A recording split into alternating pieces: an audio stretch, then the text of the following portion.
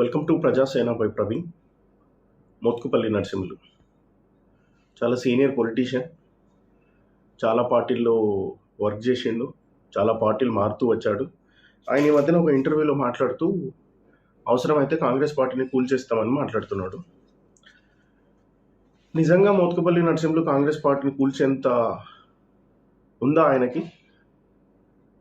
కాంగ్రెస్ పార్టీలో మొన్నటిదాకా సీట్ రాలేదు, నాకు సీట్ రాలేదు, నన్ను అడగలేదు, నన్ను ఎవరు కన్సల్ట్ చేయలేదని మాట్లాడుతున్నాడు.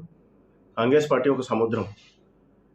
అవసరం వచ్చినప్పుడు మాట్లాడతారు, అవసరం వచ్చినప్పుడు కన్సర్న్ చేస్తారు. మీతో అవసరం ఉంది అనుకున్నప్పుడు మీతో మాట్లాడతారు, మీతో అవసరం లేదు అనుకున్నప్పుడు మీతో మాట్లాడరు.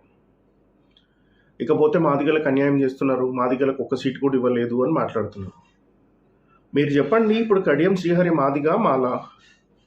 ఇప్పుడు ఆయన మాదిక సామాజిక వర్గానికి చెందిన వ్యక్త లేక మాల సామాజిక వర్గానికి చెందిన వ్యక్త?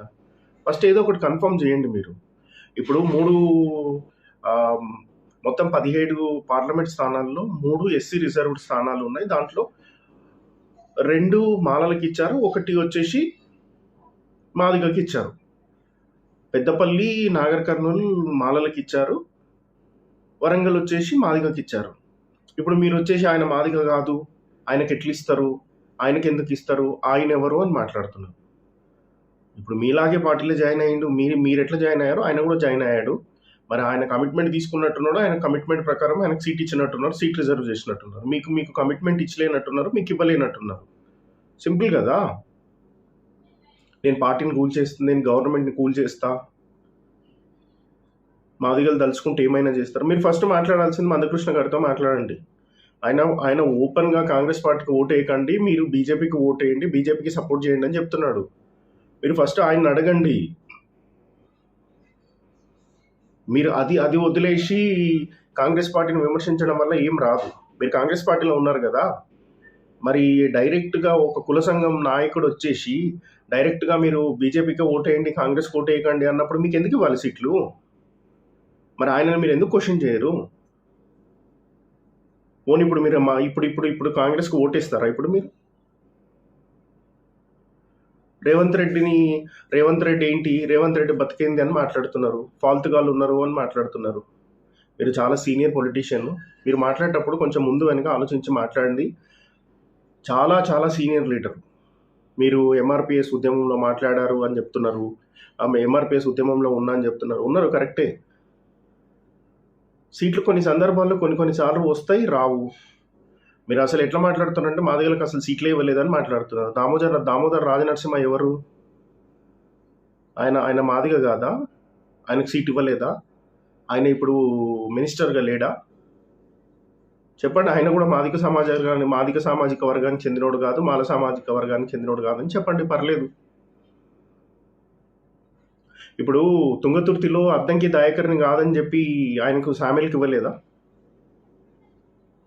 ఆయన పేరు సామెలో ఇంకేంటో నాకు కూడా కరెక్ట్గా ఎగ్జాక్ట్లీగా నేమ్ తెలియదు. ఆయనకి ఇచ్చారు కదా.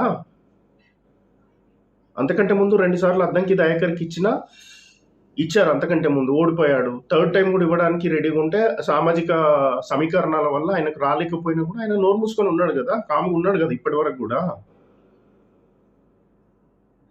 మీరు గవర్నమెంట్ని కూలుస్తాను మాట్లాడడం ఏంటి? కాంగ్రెస్ పార్టీలో ఉంటూ కాంగ్రెస్ పార్టీని మీరు మాదిగలంటే చిన్న చూపు, అందుకే నాకు సీట్ ఇవ్వలేదు అని అంటే మరి కరీంశ్రీ గారికి ఇచ్చారు కదా. మీరు అది మర్చిపోతున్నారు మీరు. సో మోత్కుపల్లి నరసింహులు గారు, మీరు మాట్లాడుతూ మీకు స్వేచ్ఛ ఉంది, మీరు ఏమైనా మాట్లాడవచ్చు, కానీ మాట్లాడేటప్పుడు ఒక పార్టీకో లేదంటే ఒక వ్యక్తికో ఇబ్బంది కలిగించేటట్టు మాట్లాడకండి. ఇస్తుంది, ఇప్పుడు ఇచ్చే సిచ్యువేషన్ లేదు, ఇస్తుంది. రేపొద్దున రాజ్యసభ ఉంటుంది, కార్పొరేషన్ చైర్మన్లు ఉంటాయి, ఇంకేదో ఉంటుంది, ఇస్తారు. అట్లా అనుకుంటే ఎట్లా? ఇప్పుడు మల్లు రవి వచ్చేసి కొన్ని సంవత్సరాల నుండి కాంగ్రెస్ పార్టీలో ఉన్నారు. మీరు ఎప్పుడొచ్చారు కాంగ్రెస్ పార్టీలోకి? ఇప్పుడు ఎవరి వర్తను చూసి కదా గెలిచే వాళ్ళకి కదా సీట్లు ఇచ్చేది. మీరు గెలవరని అధిష్టానం భావించుండొచ్చు, మీకు సీట్ ఇవ్వకపోయిండొచ్చు. మీ బాధ ఏంటి అని అంటే మీకు సీట్ ఇవ్వలేదు అంతే. మీరు కడియం శ్రీ గారిని కూడా వ్యక్తిగతంగా మాట్లాడుతున్నారు. ఆయన తండ్రి ఎవరో ఎర్రబెల్లి దయాకర్రావుని అడగండి అని. సార్, మీరు చాలా సీనియర్ పొలిటీషియన్, మీరు అట్లా మాట్లాడొద్దు సార్. ఇకపోతే కేసీఆర్ గారు నిన్న ఒక మీటింగ్లో చెప్తున్నాడు, నాకు 20 మంది టచ్‌లో ఉన్నారు ఎమ్మెల్యేలో. ఒక సీనియర్ లీడరు నేను సీనియర్ లీడర్‌తో మాట్లాడా. తనొచ్చేసి నేనిప్పుడు 20 మంది ఎమ్మెల్యేలని తీసుకోవడానికి రెడీగా ఉన్నాను. ఆ సీనియర్ లీడర్ ఎవరో జర చెప్పండి సార్ మాకు గూడా. పెద్ద జోక్ సార్. ఈ మిలియనియన్‌కి పెద్ద జోక్ ఇది. అక్కడ మీకే దిక్కుదివానం లేదు సార్. ఆఫ్టర్ పార్లమెంట్ ఎలక్షన్ తర్వాత ఏ ఎమ్మెల్యే ఉంటాడో, ఎవడుండడో కూడా తెలియదు బీఆర్ఎస్ పార్టీలో. అట్లాంటిది మీరొచ్చేసి మీకు 20 మంది టచ్‌లో ఉన్నారు. ఎట్లా వస్తారు సార్ టచ్‌లోకి మీకు? ఎవడన్నా అధికారం ఉన్నోడి దగ్గర ఉంటారు గానీ, అధికారం లేనోడికి ఎవడన్నా వస్తాడా సార్? గవర్నమెంట్ కూల్చేస్తాం, సంవత్సరంలో మేము వచ్చేస్తాం. ఎట్లొస్తారు సార్ మీరు? ఇప్పుడు ఉన్నదే మీకు 36 మంది ఉన్నారు.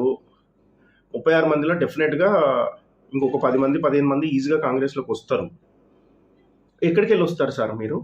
ఎక్కడికెళ్ళి ఇదైతారు సార్ మీరు? 20 మంది టచ్‌లో ఉన్నారని చెప్తున్నారు. నాకు తెలిసి మీరు పొరపాటుగా చెప్పినట్టున్నారు. మీ పార్టీ ఎమ్మెల్యేలు 20 మంది కాంగ్రెస్‌లో పోవడానికి రెడీగా ఉండొచ్చు. మీరు బై మిస్టేక్ మీరు ఇట్లా చెప్పినట్టున్నారు. మర్చిపోయి చెప్పినట్టున్నారు. అదే జరుగుతది సార్. ఎందుకంటే కర్మ అనేది తిరిగి వస్తుంది సార్ మళ్ళా. మనం చేసిన పనులు మళ్ళీ మన దాకానే వచ్చి ఆగిపోతాయి. సార్ మీరు రేవంత్ రెడ్డిని చాలా తక్కువ అంచనా ఏస్తున్నారు మీరు. కాంగ్రెస్ పార్టీలో మహామహులున్నారు సార్.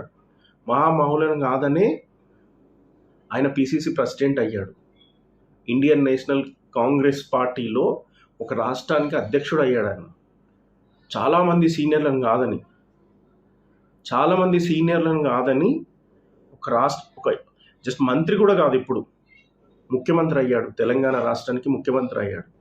మీరు ఆయన అమాయకంగా ఉంటున్నాడు, ఎవరిని ఏమనట్లేదు, కామ్గా ఉంటున్నాడు అని అంటే అది మీ చేతగానితనమని మీరు అనుకుంటున్నారేమో. కాదు. మీరు ఒక్కసారి ఆలోచించండి సింపుల్‌గా. అంతమంది సీనియర్లని పక్కకు తప్పించి రాష్ట్ర ముఖ్యమంత్రి అవ్వగలిగాడు అంటే రేవంత్ రెడ్డిని మీరు తక్కువ అంచనా వేయకండి. మీరే అన్నారు ప్రభుత్వాన్ని కూలగొడతాం, అది కొడతామని. మీరు చెప్పడం కోసమే వెయిట్ చేశాడు ఆయన. మీరు ఇట్లాంటి స్టేట్మెంట్లు ఇస్తే నెక్స్ట్ తను ఏం చేయాలని సైలెంట్‌గా చేసుకుంటూ పోతున్నాడు. మీరు రేవంత్ రెడ్డిని తక్కువ అంచనా వేస్తే మాత్రం మీరే ఇబ్బందుల్లో పడతారు. ఆయనను తక్కువ అంచనా వేయకండి. ఆయన అంతమంది సీనియర్లని పక్కకు తప్పించి ఆయన ముఖ్యమంత్రి అయ్యిండంటేనే మీరు అర్థం చేసుకోవాలి. ఇకపోతే ఇంటెలెక్చువల్స్ చాలామంది కాంగ్రెస్ పార్టీకి సపోర్ట్ చేసి కాంగ్రెస్ పార్టీ గెలుపు కృషి చేసిన చాలామంది ఇప్పుడు కాంగ్రెస్‌కు వ్యతిరేకంగా మాట్లాడుతున్నారు. అయ్యా నేను చెప్పేది ఒకటి, కాంగ్రెస్ పార్టీ వచ్చి కనీసం ఒక 100 డేస్ దాటింది. ఇప్పుడిప్పుడే 100 డేస్ దాటింది. ఒక 120 డేస్ అయినట్టుంది. మీరు గత 10 సంవత్సరాల్లో కామ్‌గా ఉండేసి విమర్శించిండ్రు, మీరు కాదనట్లా.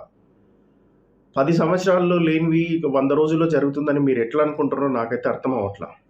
ఒకసారి ఆలోచించండి మీరు. టైం ఇవ్వాలి కదా గవర్నమెంట్‌కు. మీరు గవర్నమెంట్‌కి టైం ఇవ్వకుండా మీరు ఒక రోజులో చేసేయండి, 100 రోజులు అయిపోయింది, మీరు ఎప్పుడు చేస్తారు అని అంటే 5 సంవత్సరాలు టైం ఉంది కదా గవర్నమెంట్‌కు.